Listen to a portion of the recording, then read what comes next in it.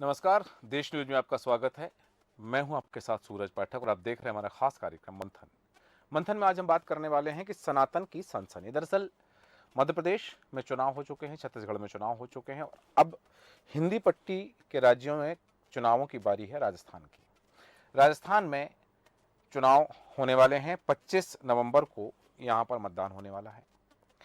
राजस्थान की 200 सीटों के लिए मतदान होगा, जहां अभी वर्तमान में कांग्रेस की 108, भारतीय जनता पार्टी की 71 और अन्य 21 विधायक सदन में रहे हैं। अब देखना होगा कि 3 तारीख के बाद ये आंकड़ा क्या फेरबदल लेता है। सबसे बड़ी बात यह है कि अब राजस्थान के चुनाव में सनातन ने एंट्री ले ली है। प्रधानमंत्री नरेंद्र मोदी का राजस्थान में चुनावी दौरा लगातार जारी है। पाली के जार्डन और पीलीबंगा में सभा को संबोधित करते हुए प्रधानमंत्री नरेंद्र मोदी ने कहा कि राजस्थान में महिला अत्याचार बढ़ा है और यहाँ के मुख्यमंत्री सर्टिफिकेट देते हैं कि वे फर्जी शिकायत दर्ज करवाती हैं। यह महिलाओं का अपमान है। नशे की तस्करी को कांग्रेस बढ़ावा दे रही है। हम तस्करों पर ऐसी कार्रवाई करेंगे कि लोग कार्रवाई देखकर कांप जाएंगे। कोरोना काल में जो हुआ सबने देखा। मौत मंडरा रही थी लेकिन मैं सोता नहीं था। प्रधानमंत्री नरेंद्र मोदी ने कहा कि मैं सोता नहीं था। मैंने तय किया था कि 80 करोड़ देशवासियों के घर का चूल्हा बुझने नहीं दूंगा, गरीब को भूखा सोने नहीं दूंगा, मां की आंख में आंसू नहीं आने दूंगा। देशवासियों ने जो टैक्स दिया उसे हमने अपने पास नहीं रखा बल्कि गरीब की थाली में वापस लौटा दिया। अब कांग्रेस नशे के तस्करों को बढ़ावा दे रही है। ड्रोन से नशा आए और राजस्थान सरकार सोती रही। पुलिस की भी 5 उंगली घी में हो गई है। नशा हमारे बच्चों को ही नहीं, हमारे भविष्य को ही तबाह कर रहा है। एक एक परिवार को बर्बाद कर देगा यह नशा। प्रधानमंत्री मोदी ने कहा कि मैं भरोसा देता हूं कि यहां भाजपा सरकार बनते ही नशे के तस्करों पर ऐसी कार्रवाई होगी जिसे सुनकर और देखकर लोग कांप जाएंगे। राजस्थान में कहा जा रहा है कि मोदी भ्रष्टाचार मिटाने की बात कर रहे हैं। और इसलिए राजस्थान में ऐसी सरकार जरूरी है जो राजस्थान के विकास को सर्वोच्च प्राथमिकता दे। दुर्भाग्य से पिछले 5 साल राजस्थान में जो कांग्रेस सरकार रही उसने अपने लोगों को विकास में और पीछे धकेल दिया। यहां की कांग्रेस सरकार के लिए भ्रष्टाचार से बड़ा कुछ भी नहीं है। प्रधानमंत्री नरेंद्र मोदी राजस्थान की कांग्रेस सरकार पर भ्रष्टाचार का आरोप लगा रहे हैं कि सरकार में रहते हुए भ्रष्टाचार को बढ़ावा मिला, महिला अत्याचार को बढ़ावा मिला। और अब उन्होंने कहा कि सनातन के विरोध में यहाँ की सरकार ने काम किया है। यहाँ की सरकार जो है विकृत मानसिकता वाली रही है। अच्छे से सबक सिखाना जरूरी है, मतदाताओं से अपील की है। और उन्होंने एक बात कही कि क्या सबने देखा है, कांग्रेस और उसके साथी दल जो है सनातन को खत्म करने का ऐलान कर रहे हैं। सनातन को खत्म करने का मतलब है राजस्थान की संस्कृति को खत्म करना। महिलाओं और दलितों को लेकर कांग्रेस और इनके गठबंधन के नेता किस तरह की भाषा का इस्तेमाल कर रहे हैं, उनके इस बयान के क्या मायने हैं, मतदाता के मन पर कितना छाप छोड़ पाएंगे। और जिस तरह से राजस्थान का ट्रेंड रहा है पिछले कई वर्षों में कि यहां सत्ता परिवर्तन होता है हर 5 साल में, क्या अशोक गहलोत इसे रोक पाएंगे या फिर प्रधानमंत्री नरेंद्र मोदी, अमित शाह है और बात करें उत्तर प्रदेश के मुख्यमंत्री योगी आदित्यनाथ का दौरा उस ट्रेंड को जारी रख पाएगा। क्या चीजें होने वाली हैं, क्या चीजों की संभावना है, प्रचार का स्तर कहां तक जा रहा है, एक दूसरे पर आरोप प्रत्यारोप की धार और कितनी तेज होने वाली है, हम चर्चा करेंगे। हमारे साथ हैं राजस्थान से राजनीतिक विश्लेषक रोहिताश सिंह जी हमारे साथ हैं। रोहिताश जी, बहुत स्वागत है देश न्यूज में आपका। नमस्कार जी देश न्यूज के सभी दर्शकों को और जी सूरज जी को भी। जी रोहिताश जी, हम बात कर रहे हैं राजस्थान की राजनीति पर।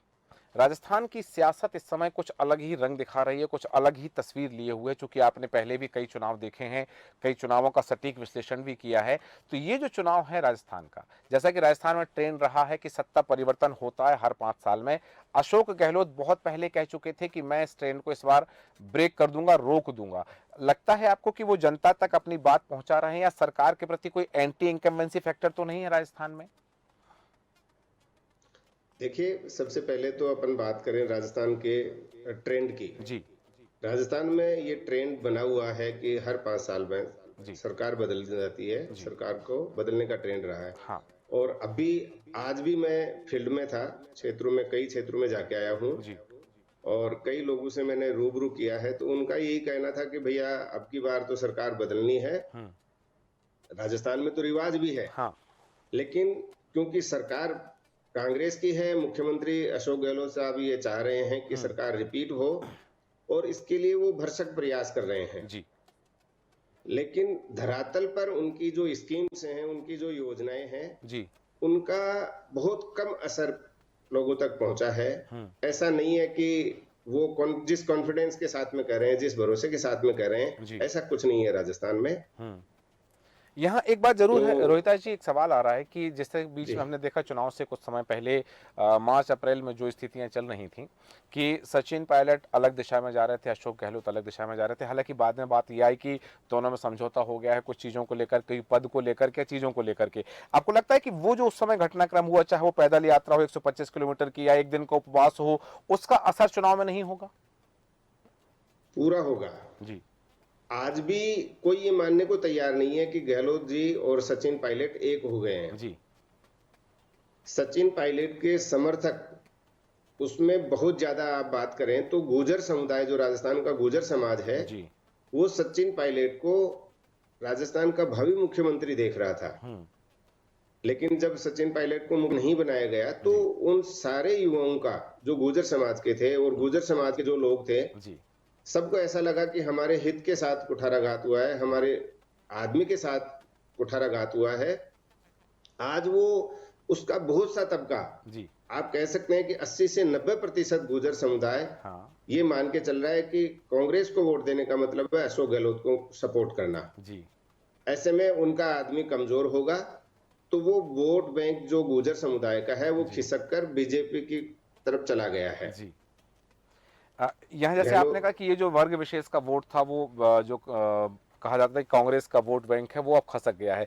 एक बात और है कि जब हाल ही में अमित शाह जी से पूछा गया था कि मध्य प्रदेश की सियासत को लेकर के, राजस्थान की सियासत को लेकर के, कि शिवराज सिंह चौहान और वहां पर जो पूर्व मुख्यमंत्री हैं वसुंधरा राजे जी, उनकी क्या भूमिका होने वाली है, तो उन्होंने कहा था कि वसुंधरा राजे सिंधिया जी की जो भूमिका है चुनाव के बाद तय होगी। तो अभी राजस्थान में चूंकि मुख्यमंत्री का कोई चेहरा तय नहीं हुआ है, तो इसका कितना इम्पैक्ट पड़ने वाला है जनता पर?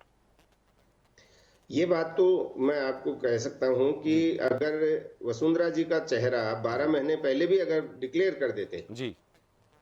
तो यहाँ के जनमानस का ये मानना है, जो बात निकल के आ रही है, उनका ये कहना है कि भारतीय जनता पार्टी एकदम बहुत पहले की जो परिस्थितियां और पहले का जो प्रदर्शन रहा है बीजेपी का, जी।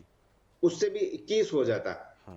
अब चूंकि वसुंधरा जी को मुख्य भूमिका में नहीं रखा गया है या मुख्यमंत्री का चेहरा घोषित नहीं किया गया है, जी।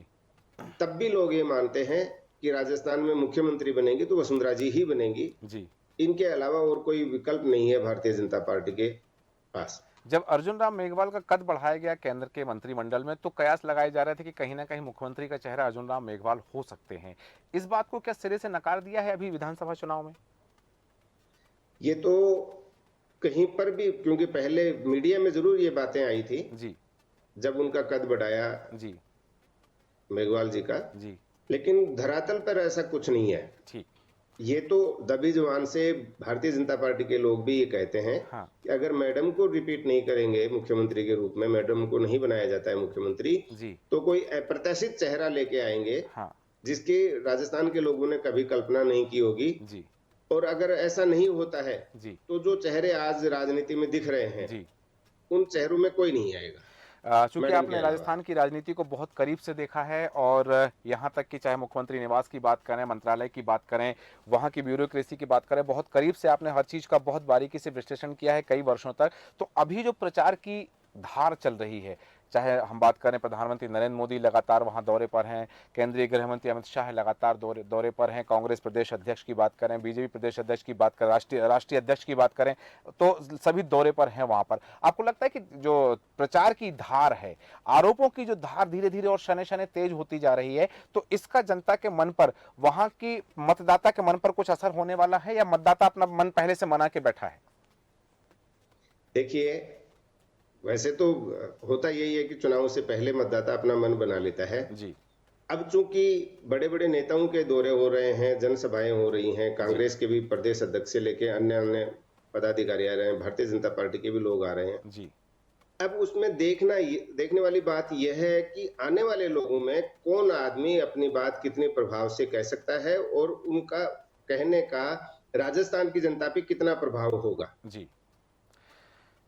राजस्थान की जनता, जैसा कि आपने कहा कि मन पहले से मतदाता बना चुका है, लेकिन अब वो कितना प्रभाव होगा, ये जो बातें आ रही हैं, क्योंकि जैसा कि आपने भी कहा कि उन्होंने योजनाएं चलाई वहां राजस्थान में, 10 योजनाओं की गारंटी का कार्ड दिया कि 10 योजनाएं की गारंटी मिलेगा, राहत शिविर लगाए गए और वहां पर पंजीयन कराया गया, ये सारी चीजें वहां पूरा घटनाक्रम चला। लेकिन इन सब के बावजूद, क्योंकि मोदी, प्रधानमंत्री नरेंद्र मोदी की अपनी एक शैली है, वो जब लोगों से बात करते हैं तो लोगों के मन पर एक छाप छोड़ते हैं। अब जो उन्होंने कहा है कि ये जो गठबंधन है, ये जो इंडिया अलायंस के लोग हैं, उसमें ये कांग्रेस के लोग भी शामिल हैं और ये सनातन को खत्म करने की बात कर रहे हैं, तो ये बात धर्म को लेकर के, अब चूंकि भारतीय जनता पार्टी पर हमेशा आरोप लगता है कि वो धर्म की राजनीति करते हैं, और राजस्थान चुनाव में भी कहीं ना कहीं सनातन का इस्तेमाल किया है प्रधानमंत्री नरेंद्र मोदी ने, ये जनता के मन पर कितनी छाप छोड़ने वाली है?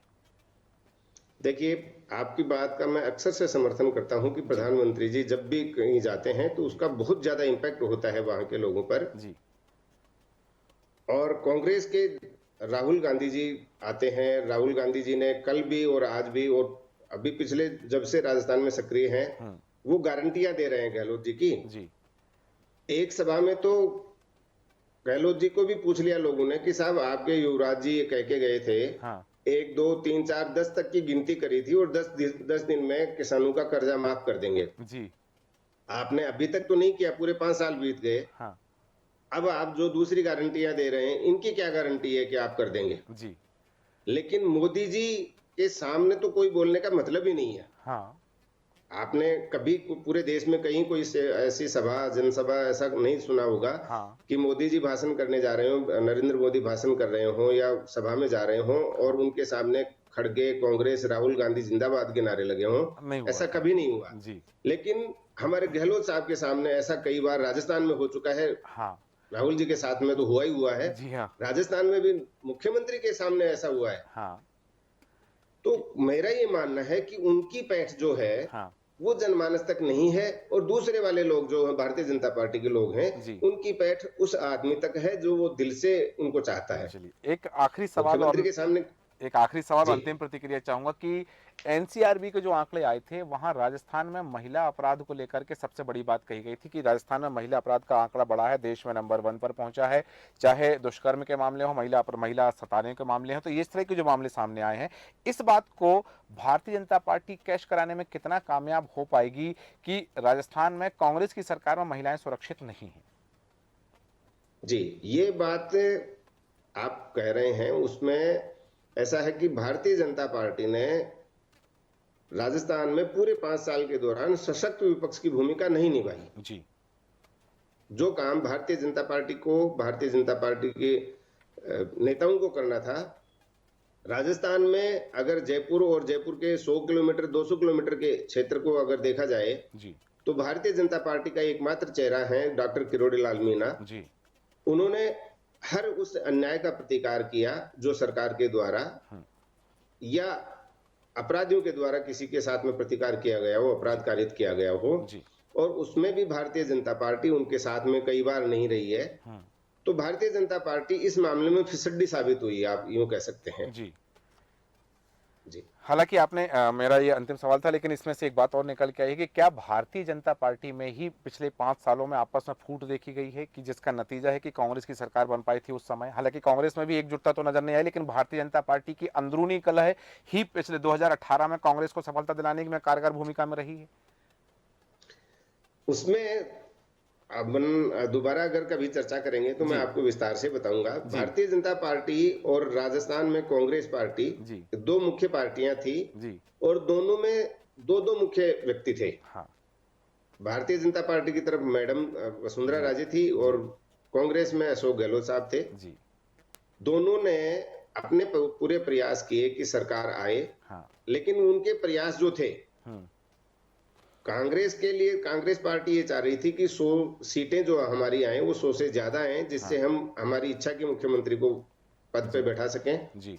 और भारतीय जनता पार्टी ये चाह रही थी कि हम हमारे पार्टी के जो एमएलए जो आए जी, वो 100 से कम आए, जिससे हम वसुंधरा जी को ये कह सकते हैं कि ये जो लोग हैं वो आपके नाम पे समर्थन नहीं दे रहे। हाँ। ये भारतीय जनता पार्टी को समर्थन दे रहे हैं जी। चूंकि आपके समय की व्यस्तता को हम समझते हैं, पर एक सवाल और मेरे मस्तिष्क में गूंज रहा है रोहिताश जी, कि जिस समय ये विकल्प वहां चल रहा था, सचिन पायलट और अशोक गहलोत के बीच में द्वंद्व चल रहा था, तो सचिन पायलट की ओर से एक बयान आया था जिसमें उन्होंने कहा था कि अशोक गहलोत की नेता सोनिया गांधी नहीं वसुंधरा राजे हैं।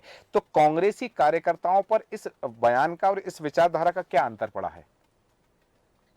अशोक गहलोत साहब के साथ में दिक्कत यह है जी कि पूरे 5 साल के दौरान सचिन पायलट ने किसी भी रूप में उनको 0% भी उनको सहयोग नहीं किया जी। अगर वो मन से उनके साथ होते तो कांग्रेस में आज परिस्थितियां दूसरी होती, कांग्रेस एकजुट होती जी। और ये कहा जा सकता है कि बिना चुनाव की कांग्रेस रिपीट हो रही है। आज ऐसा नहीं लग रहा। इसका पूरा असर पड़ा है कांग्रेस के एकजुटता नहीं होने का। सचिन पायलट के जो व्यवहार थे, सचिन पायलट का जो सिस्टम रहा जी, वो कांग्रेस को कहीं ना कहीं और सरकार को परेशानी में डालता रहा पूरे 5 साल। बिल्कुल, ये एक परेशानी की वजह रही है और इस परेशानी का अब देखते हैं कि कोई खामियाजा भी उठाना पड़ेगा या फिर ये हो सकता है कि भारतीय जनता पार्टी का जो प्रयास है वो कितना सफल होगा, यह देखना दिलचस्प होगा। हालांकि सवाल और हैं जिन पर हम चर्चा कर सकते हैं, बिंदु जिन पर चर्चा की जा सकती है, पर समय का अभाव है, चूंकि आपकी व्यवस्था है, इसलिए रोहिताश जी चर्चा को विराम देंगे। बहुत बहुत धन्यवाद तमाम विश्लेषण के लिए, राजस्थान की सियासत पर, राजस्थान की राजनीति पर विश्लेषण के लिए आपका धन्यवाद करते हैं, समय देने के लिए और देश न्यूज से जुड़ने के लिए। अब जो बात आ रही है कि भारतीय जनता पार्टी अपना चुनाव प्रचार जिस स्तर पर कर रही है, जिस जो बातें कही जा रही हैं, चाहे कि हम बात करें सनातन की बात की जा रही है, अब उसमें हम चाहे बात करें तस्करों पर कार्रवाई करने की बात कर रहे हैं, प्रधानमंत्री नरेंद्र मोदी मोबाइल पर 5,000 रुपए महीने बचाने की जो बात कर रहे हैं, और यह भी कहा जा रहा है कि कांग्रेस के शासनकाल में राजस्थान बहुत पीछे चला गया है, भारतीय जनता पार्टी आएगी तो राजस्थान को विकास को गति देगी। अब देखना दिलचस्प होगा कि प्रधानमंत्री नरेंद्र मोदी की बातों का मतदाता के मन पर कितना असर। और जैसा कि रोहिताश जी ने बताया है कि मतदाता अपना मन बना चुका है, चुनाव से पहले मतदाता अपना मन बना लेता है, लेकिन अब मौन जरूर हो सकता है, वो खुलकर सामने नहीं आ रहा है, लेकिन जैसे ही मतदान होगा और राजस्थान की 200 विधानसभा सीट के लिए मतदाता ईवीएम में वहां के प्रत्याशियों के भाग्य का फैसला कैद करेगा। और 3 तारीख को देखेंगे कि राजस्थान की राजनीति क्या कहती है, राजस्थान का मतदाता क्या कहता है, किसे ताज पहनाता है और किसे सिरे से नकारता है। हमारे आज के खास कार्यक्रम में इतना ही। आप बन रहे हैं देश न्यूज के साथ। नमस्कार।